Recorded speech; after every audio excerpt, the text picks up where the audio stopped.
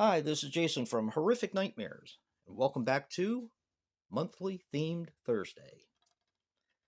Now, the theme this month is 2023 horror films, and this week I picked Pet Sematary Bloodlines.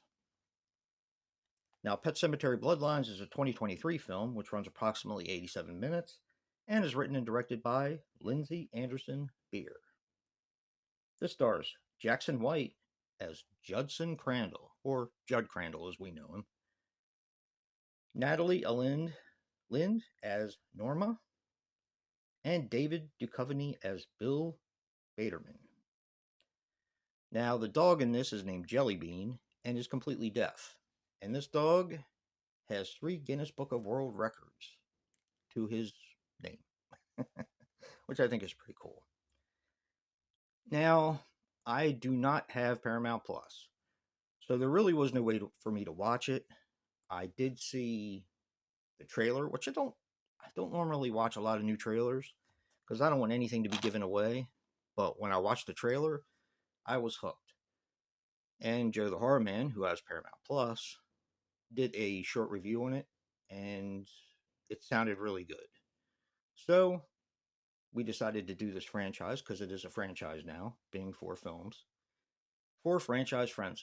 So I ordered it with a gift card I got for Christmas. Now, in my opinion, this is the proper way to do a prequel. First of all, it feels like Pet Sematary.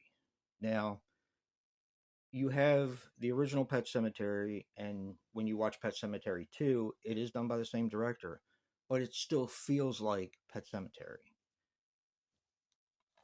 And you have the remake, which, in my opinion, and I'm sure I'm probably by myself in this, except for Joe, because I have talked to him about this, it does feel like Pet Sematary. I did like the Pet Sematary remake.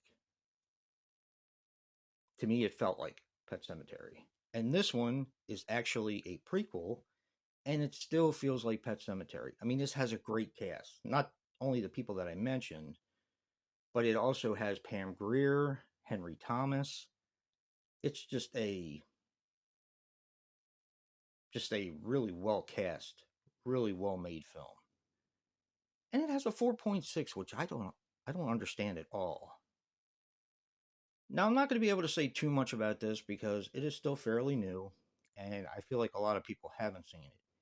If you do have Paramount Plus, check this one out. If you're a fan of the Pet Sematary franchise, I think you'll enjoy this. This actually focuses on the part in the original Pet Sematary, where Judd is talking about Bill Biederman and his son coming back from the war. And he dies, and he buries him in the Pet Cemetery, and he comes back, just different than he was before. Of course, we know this. Watching the Pet Cemetery movies, they come back, but they come back different. You know, they always say sometimes dead is better, and that's pretty much what that focuses on. But it's not just about that. This movie is kind of a slasher movie, and I really enjoyed that aspect of it. And it's done extremely well. Um, yeah, I really can't say much more than that on the film. Judd is a young man, and he has been passed over several times to go to war. You find out a little bit more about his father and mother and the history of the town and the surrounding towns. So it keeps the same lore, but it expands on it. And watching this actually made me appreciate Pet Sematary 2 a lot more than I did when I first watched it. Because you kind of understand why things are happening the way they are. I mean, there's a reason, of course, but this expands on the lore. So you really get to the heart of the matter in this film. I definitely recommend this. I'm not sure why it has a 4.6. It's a really well-made film. I mean, I knew films that are not very good that have a higher score, and I'm just not sure. I mean, I know it's all based on opinion and stuff like that, but this is really a well-made film that doesn't that treats its source material with respect.